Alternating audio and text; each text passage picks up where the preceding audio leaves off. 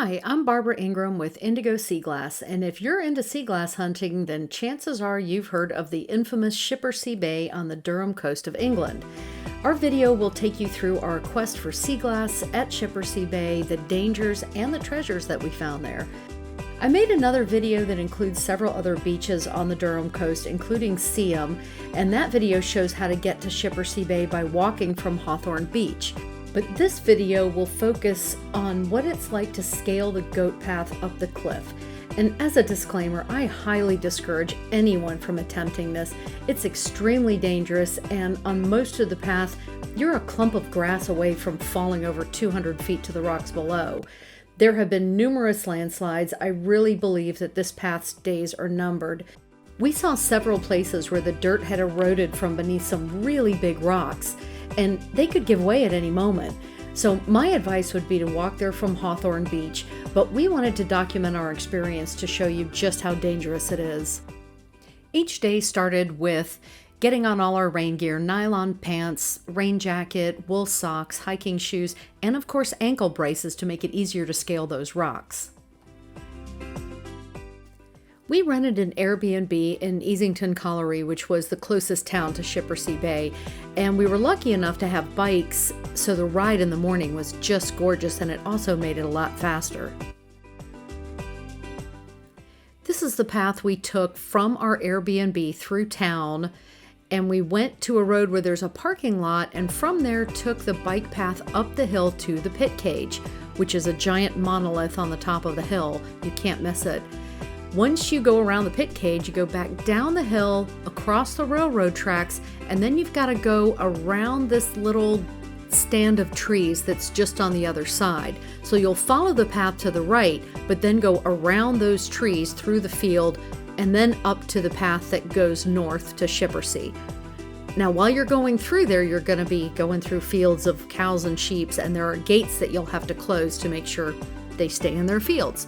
Once you get there, there's a place that we locked up our bikes. There's a little metal railing that makes it really convenient, and we left them up there when we went up and down. The entrance to the goat path is right by a bench, and there's a pole right next to it. It's right there. So it's not that one, it's the one a little bit further south. This is a view of the paths that we took in the countryside. I took this from the top of the hill where the pit cage is. It was so peaceful and quiet. We just sat up there for a while. It was so nice.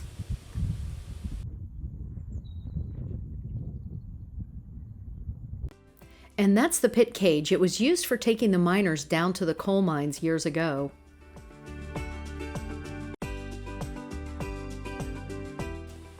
This is the bridge that takes you over the railroad tracks, and that's the stand of trees that you have to go around to go straight on that path that takes you right to Shippersea Bay.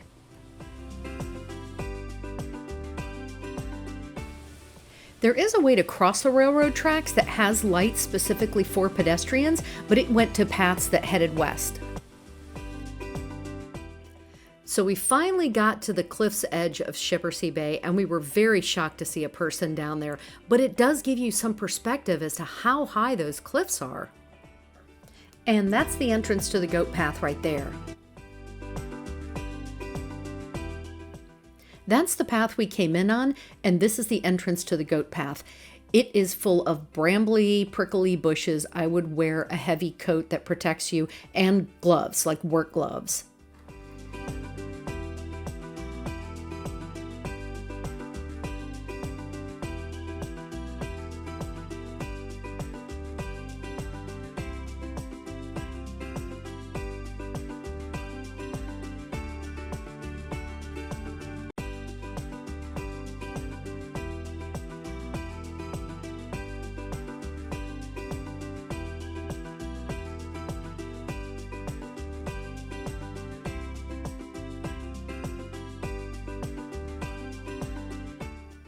You can see when you come out from behind the bushes that it just drops off, and these cliffs are 300 feet high, so that first step was pretty scary.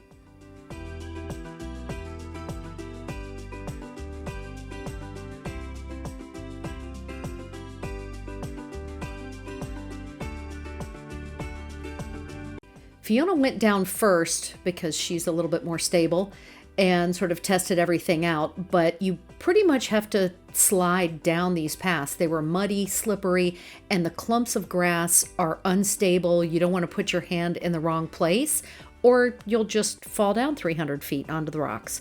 And a lot of the bigger rocks that we were putting our hands on didn't even have dirt under them, so they could have rolled off at any moment. You really have to be careful where you put your weight. This shot here shows just how little land there is on either side of the path. So that's still probably about 100 feet down on both sides, and you've got about 24 inches. This is a still shot that shows a little bit better, but you don't have the depth perception.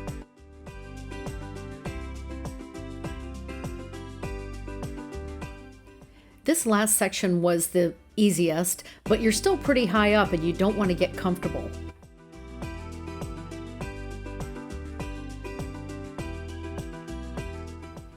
We finally made it down and it was so worth it. I really enjoyed this beach. There was just so much glass there, especially in the caves.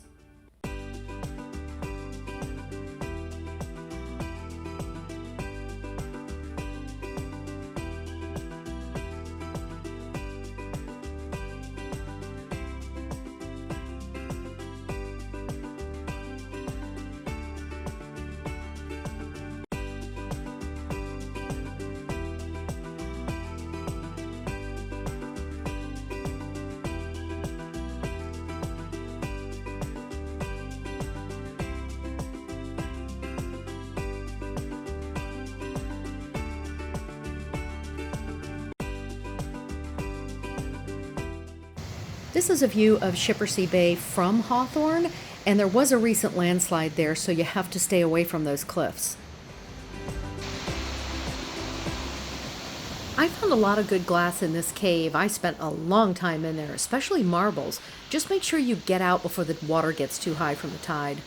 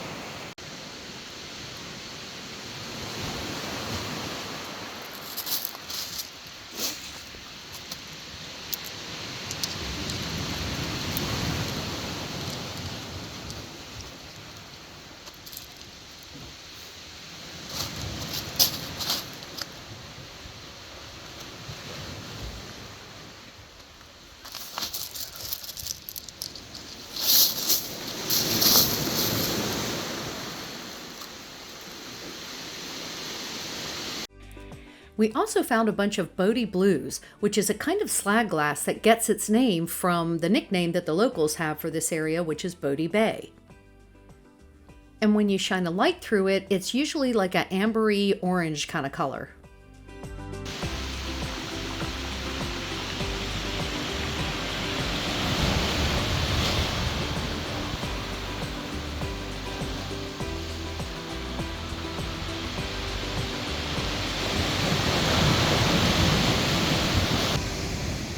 There was more evidence of landslides on this end of the beach as well. This looks pretty recent.